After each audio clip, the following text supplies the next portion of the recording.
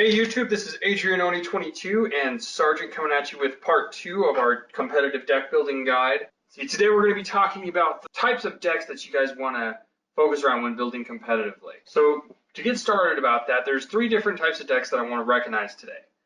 One is Big Basics, Evo Stage 1 decks, and Evo Stage 2 decks. Now each of these have a different spot in the competitive market. To get started, we'll talk about big basic decks. Some examples of these are going to be Fairy Toolbox, my Speed Charizard build. If you haven't checked that out, please do. Yveltal Garbodor, or Darkrai, and Xerneas Mewtwo, and the first place national deck, Landorus. Now, the reason I consider that big basics is because the main attackers were big EXs. Now, big basics center around EX Pokemon because they have high HP, and most of them have a heavy damage output. But when building one, there are some things to consider putting in your deck to ensure that you don't get what I call a loss lock.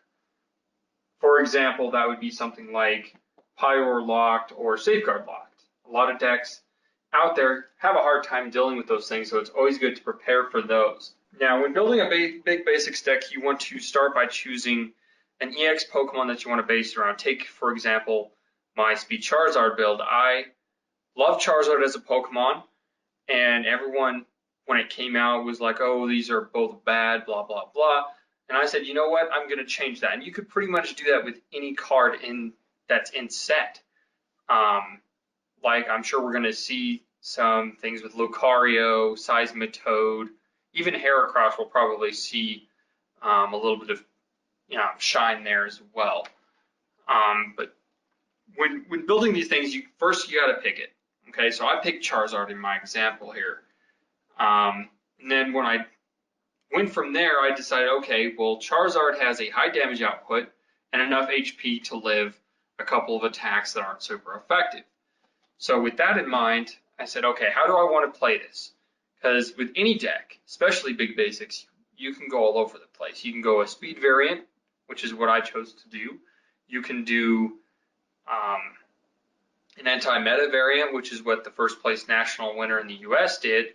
He went with a counter build. It's just all over the place. You got to make that type of decision before you actually start construction on your list. A great example of this, now I mentioned this in yesterday's video, is that Speed Reshiram deck that I helped a player online build. And I actually played against it last night. He finished it, and it turned out great. I mean, it was really close. 2 speed decks versus each other. It was incredibly close, and both decks really went off. So I mean, you can take an idea like that and apply it to really any Pokemon. So today, Sergeant and I are going to kind of go over some ideas. We're going to pick a Pokemon, and we'll kind of give you guys some ideas to build a deck around it. So, Sergeant? Okay, what I'm really excited about, or what I'd like to see more of, is in the new set with the Heracross coming out. I've definitely been thinking of maybe building a deck around, there's the Mega, which is the base 180, but it also does 10 less damage per damage counter on you. And with the new Herbal Energy coming in that heals 30 off, I was thinking that, maybe with the Mega Heracross and some of the fairies, there'd be a way to possibly, you could like move the energy off, max potion it back up, move the energy on, and then you're hitting for 180, which outside of another Mega is going to one-shot anything that's out there in the game at the moment. Which Absolutely. That's just something that I've been thinking. It's things like that. You want to look at you want to try and focus on a main Pokemon or two that gives it some synergy, and you want to focus about how you want it to work. Exactly, and that's an excellent point. When you talk about big basics or any deck actually in general, you also want to think about text. Like Sergeant just said, you could take Mega Heracross, which normally would be absolutely awful. Okay, you have to waste a turn Mega Evolving. On top of that, the attack gets weaker the more damage that's on it. So in other words, here's the pros and cons to that. If you have full HP, you're dealing max damage and you can one-shot any non-Mega EX in the game. Cons, if it is weak to fire, so there is that, which is semi-popular. And B, if they can consistently deal bench damage to you, you're not going to get that max damage output. So what are some ways we can get around that? Fairies, right? Yep. Other ways to get around bench damage is with the classic Mr. Mime ability to prevent all bench damage from attacks. And there's also that new stadium coming in. Just not only just in this case, but also in any cases that they're coming out with the brand new gym to stop bench damage. So things like Landorus, which we're seeing since it's not being rotated, we're seeing a huge price increase in just Landorus CX by itself, especially since it plays versus Nationals. I have a lot of good feelings that Landorus is going to start seeing even more dominance in this next set. Oh, absolutely. And bench hits in general, because what makes Landorus so good is because you can deal a high amount of damage, especially with the new set coming out, applying so much support to fighting.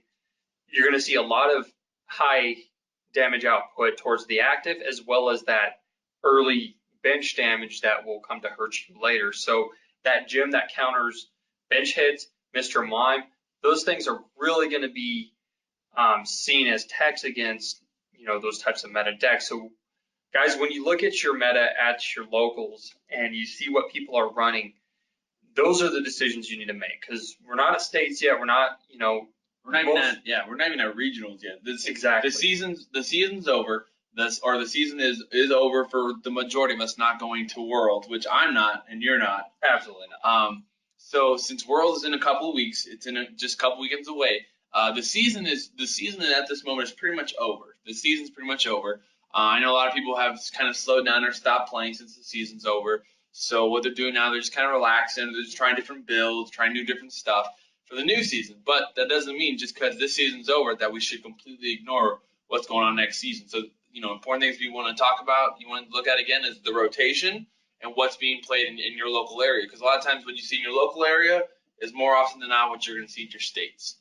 Exactly. I know Plasma was really big here in Colorado, and I know that a lot of people told me they saw a lot of Plasma decks at states. There absolutely was. And since fairies were kind of the new thing, there was not a lot of fairies there at the moment, and I didn't really see them doing well.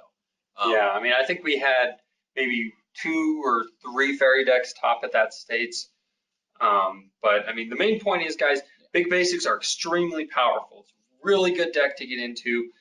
I mean, there's a couple ways that your opponent can get around them, but there's things that you can do to get around those. I.e., if when I play my Speed Charizard, when I see a Suicune, my options personally, my tech against Suicune is Pyroar. My tech against Pyroar is Pyroar. That's the way I play, because that's just what works in my deck the best. I feel like Raichu is definitely a viable option in any other deck because of its colorless energy cost. But if you're going to run fire, run Pyroar, because most fire decks are not going to consistently have a full bench, especially speed variants like mine. So I mean, if you guys have checked that out and are considering building it, which I hope some of you are, because I really would love to see Charizard hit off in the competitive circuit, just keep that in mind. Pyroar is probably the best because you can speed set it up, and it counters all of the things that are going to hurt you. Exactly. So that's a good point. Now, the main thing with big EX decks or big basics is that you just want to focus on an EX and work on getting support that's around. That's why we're not seeing a lot of crazy EX decks like crazy Mewtwo variants or crazy, things like that. Yeah, just keep it simple, guys. I mean, if you're going to run Mewtwo, run DCs, and then if you're running, now the nice thing about Mewtwo is that since, just like we said with Raichu, since it's colorless, you could really tech Mewtwo into any build. I'm seeing a lot more Mewtwo's in fairy decks since they can just move the energy around, and it's not absolutely. I mean, and Xerneas Fairies has been a pretty good deck for a while. Excuse me. Now, and yes. I mean, and this is just a couple examples, guys. Just a couple. You can always look up stuff, find out other things you want to do. Just the main focus that if you're going to build, let's say, a non-deck, like let's say you want to build something that's not currently a deck. Why don't we take a look at Little Basics? Yeah. That's a great example, because Little Basics have the potential to really counter the meta. I mean, keep in mind now, Little Basics probably wouldn't work as well as it has in the past. I remember back in Next Destinies, where you had the Outrage builds, or right before that rotation, you had Donphan Dragons. It was a really great deck because you could counter everything that was popular on top of being able to put out high amounts of damage and not lose as many prizes. So I mean, you could take something like that with. Unfortunately, we are losing Bouffalant, so that's kind of a huge hit to us. But we will have Sigilith, we will have Suicune, we will have. What else is a good one? The new Evital seeing a lot of play in dark decks. In the new Xerneas, the new baby Xerneas, it's seeing a lot of play with Fairy deck because that gives a lot of acceleration. So moving on to that is that so you have big basics EX, and then you have basics that are big, like the Xerneas, the Evital, the Suicune, the Sigilith. The what's another good one? Outragers. Those are all good, and we're also still seeing a lot of big plasma ones, like Plasmid Kyurem is still a huge card. Absolutely. The bench, like we said, the bench hitting, and the huge burst damage, and Absolutely. just all the synergy with Team Plasma cards. That actually comes to a thought that I had last night. A potential deck that you guys could do that's a little basics is, it would still run a couple techs to get it going, but you could do like a little basics plasma deck. You got Kyurem. They released a plasma variant of Landorus. What else did they do? It's really all over the place, guys. There's the Mindjack Absol that's seeing a lot of. It's pretty much a plasma Raichu that's a basic. You don't have to evolve. It's just set and go. Depending on how you wanted to play that. And we all know that plasma is very versatile as far as typing is concerned. As far as their support, at the moment there's no current sets that completely support itself. In my mind, Team Plasma Ball, which is a plasma item, is probably one of the best cards because it's a Ultra Ball for plasma Pokemon that you don't have to discard anything. It's a free Ultra Ball. It's a freebie, man. It's a freebie. It's a free search, just like back in the day. Yeah. You could do, what was it? I think back in the day we used like Pokeball and it was a coin flip, but it was. It's a guarantee. There's no. Comparing it to something like that, where unfortunately we still have Pokeball, and I say unfortunately because, that card, in my personal opinion, flipping a coin to search for a Pokemon is just really, it's not worth the space in your deck, guys. So for you beginners out there who may have just picked up a theme deck and are looking to get into the competitive circuit, first thing I'm going to recommend you do is get rid of the Pokeball and the Great Balls and try and find yourself some Ultra Balls. Find yourself a more consistent way to get your Pokemon. Which thankfully Ultra Ball has been reprinted in Flashfire and in X and Y. So there's 2 packs you can open to get Ultra Balls, and they're not too hard to get. Yeah, absolutely. Packs. And a lot of people like myself probably have a couple hundred Ultra Balls. Now, why don't we go ahead and move on to Stage 1 decks now? Stage 1 decks are kind of all over the place.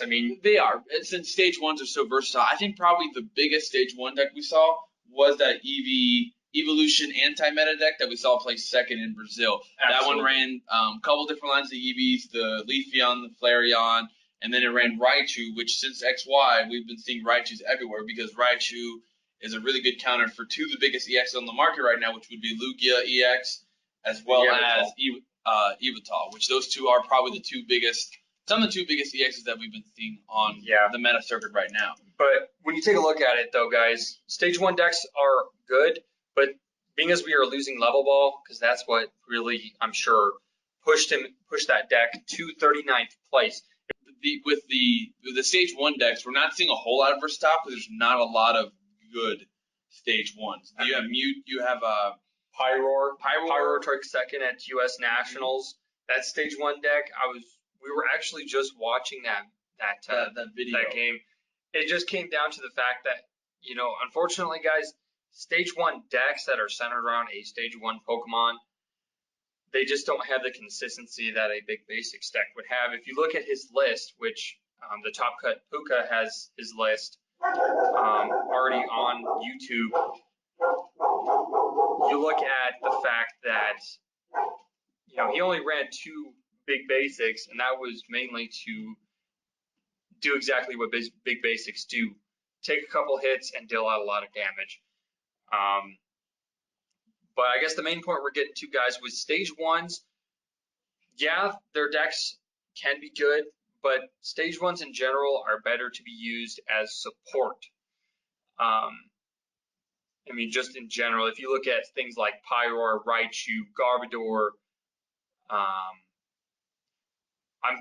pretty sure we'll still see a little bit of hammer time with the Diggersby that just came out next Y. That basically does the same thing as Junk Hunt Sableye. It just does it slower.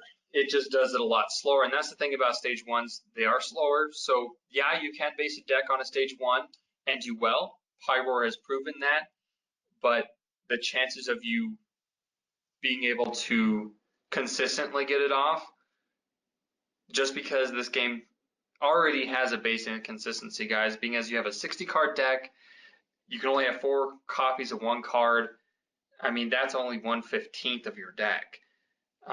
Is one of those cards, and it just comes down to the fact they're better used as techs when it comes to those types of decks. Now we move on to stage 2 decks. Which we are definitely seeing a lot more stage 2s, and it shows that Pokemon themselves are giving them a lot more support, because we are seeing better and better stage 2s that are more and more worth the time to get that stage 2. Exactly. I mean, if you look at things like Delphox has really hit the market. If you look at the new Rayquaza build, I'm sure some of you guys have seen it.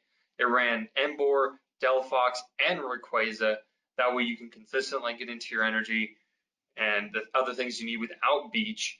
But the problem that deck has is that it runs a lot of lines, and that's definitely the big thing with any evolution deck, is that if you don't try and thin or focus your deck on certain parts, you start having lines all over the place. Next thing you know, you could have a Tepig on field and a Fennekin, but you draw an Emboar, but you have no candy because your deck is so clogged up with other stuff. You don't have the time, or you don't have the resources to get what you're looking for. Now, it is definitely a good build, but like everything else, I've always said, if you're running 2 stage 2s as plus another big attacker, where those 2 stage 2s aren't really your attacker, but it's the Rayquaza, for example, it's just going to really slow down your deck, and you won't be as fast as a single variant of it.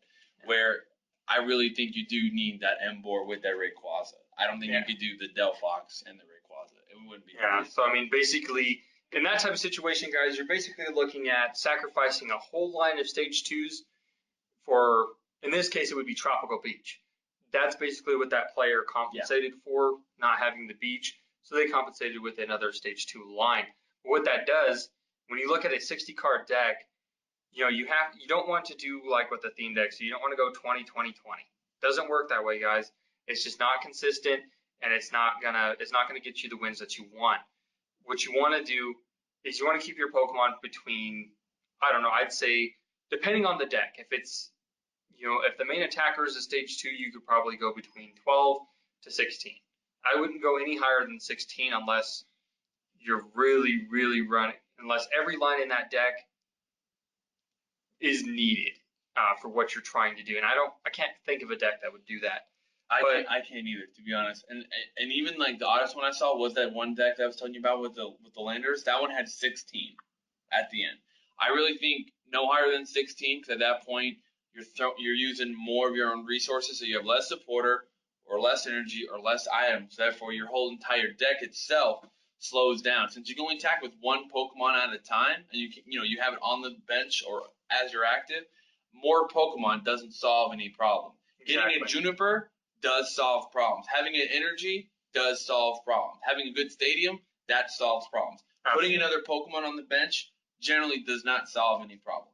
Exactly. Outside of particular Pokemon, it really does not do much for the game state. Yeah, absolutely. Because, I mean, we don't have any basics, guys, that really change the game unless your opponent's running poison and you have Virizion. That's the only instance that I can really think of. Or if you need the Darkrai for the free retreat. Yeah, I mean, that could also be game changing, but the point is that when you look at those cards, those are big basics. Yeah. Those are big basics that you would tech into a stage 2 deck in that instance, and that completely changes what you're doing with the deck. Exactly. So that's just my thought on it, is that if a card you're playing does not change your game state for the positive, what's it doing in your deck? If you're not Ultra Balling for something good, why are you playing an Ultra Ball? If you're not Junipering or Enning or Colress or Skyla, if you're not playing a card that's changing your game state for the positive to win the match, you don't need it in your deck. Yeah, absolutely. If you're running like Letters and then Zillion, you don't need to do that. You need to focus just on what makes your game better in the best way.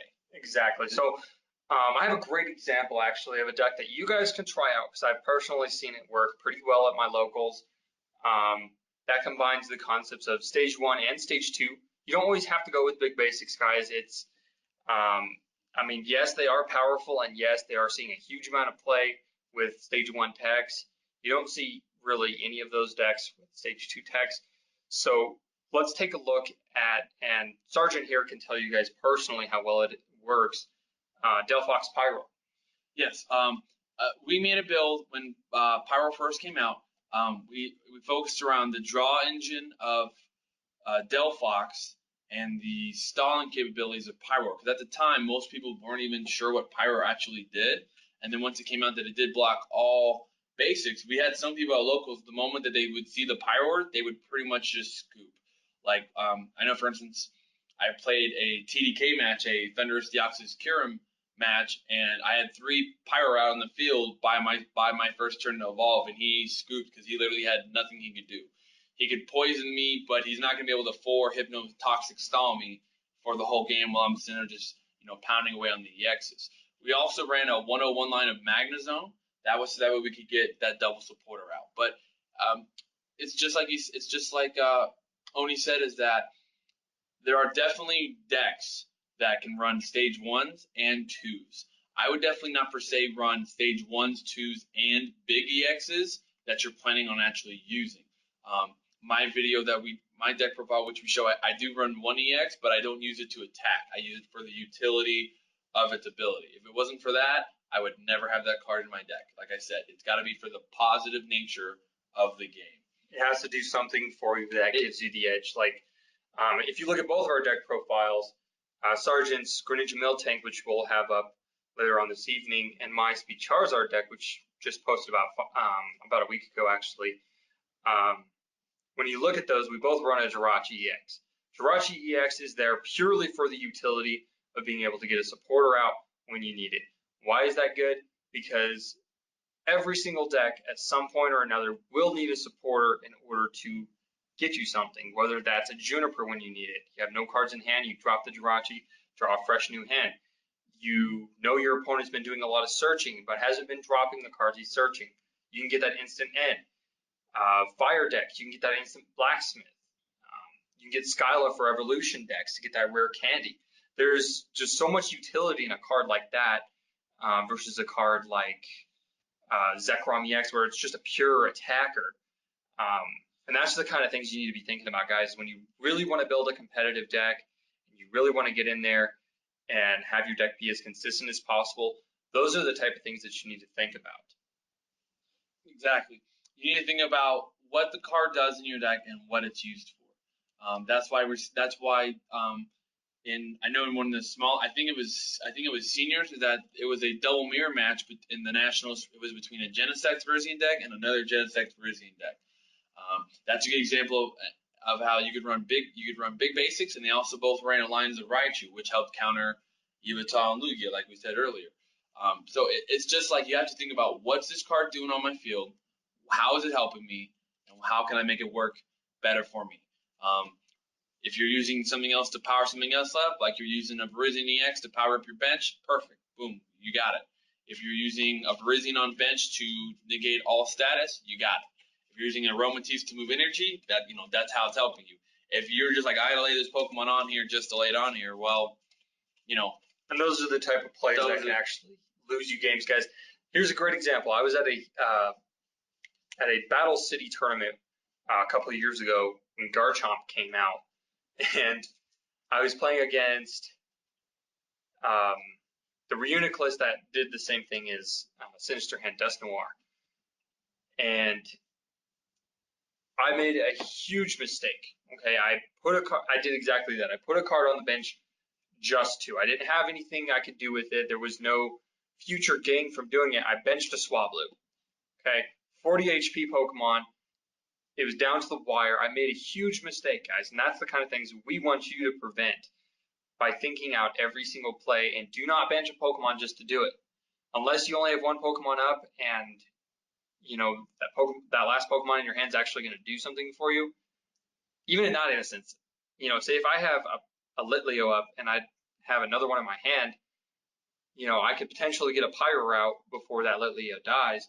So that's beneficial. An example of something. Not if I have a Litleo up and I have just a Jirachi in my hand. I mean, that could be a hit and miss right there, because they could have me shut down by Garbodor or something like that, and it's just no benefit, and then that's 2 prizes that I'll instantly lose. Exactly. So that's just what the main thing when you want to think about, you want to focus on when you're building your first competitive deck, or whether or not you're editing it, making it better, you're doing what you need to do. The main focus you need to work on is look at every single card in your deck and say honestly to yourself, how is this helping me? What am I doing it for? Do I need it? So the main focus points that we want to end with is that don't clog your deck up with a bunch of evolutions. If you're running an evolution deck, try and keep it down to just a couple family lines. Don't, just because you're running a dark deck doesn't mean you run every single dark Pokemon that, came out in the last 2 sets. You don't need to run 2 different lines of Scrafty. You don't need to run all this other stuff. Supporter wise, you want to make sure you have the best supporter you can get. If you're stuck with some Torinos, Sharons, see if you can't get other cards, or if you think those are the best cards available to you, by all means use it. And the last section is that you want to make sure the items you're using in your deck are relevant to you. If you're running big basics, I better not see you put a Silver Bengal on that Evital and expect it to be game over. I will laugh at you, which that has happened. Read your cards, guys. Read your cards. That's a perfect example of that. Read your cards. So items in like big basics, really in all decks, like he mentioned yesterday, Muscle Band, great card. Absolutely, definitely was a game changer when it was released. We were going to lose Dark Claw this season, so we had no other way of increasing damage. And those are the type of things you want to look at. With big basics, your items should really be minimal. Absolutely should be minimal. You should minimize it to like Ultra Ball, a way to get out energy. If you run any stage 1 Evos, personally, I can predict with us losing Level Ball, I can see a lot of decks going towards Pokemon Fan Club at higher counts, just like we used to do with Collector. A lot of people would run for Collector just for the consistency of getting it first turn and being able to go off with with your combo right away. So I can definitely see that going to 3 or 4 in a deck. And then Evo Soda can also be seen being, as we'll lose the only utility we have right now in getting out those low HP evolutions. But I think that's about all the points we have to make today, guys. I really hope this helped. If you guys have any questions, comments, concerns, please comment below. I will answer you personally. Also, you could feel free to hit me up on Pokemon TCG Online. AdrianOni22 is my username. I'm on there all the time. Just go into the search bar, type in my name, and if I'm on, I will definitely hit you guys back up. Anyway, guys, thank you so much for watching. This is AdrianOni22 and Sergeant signing off.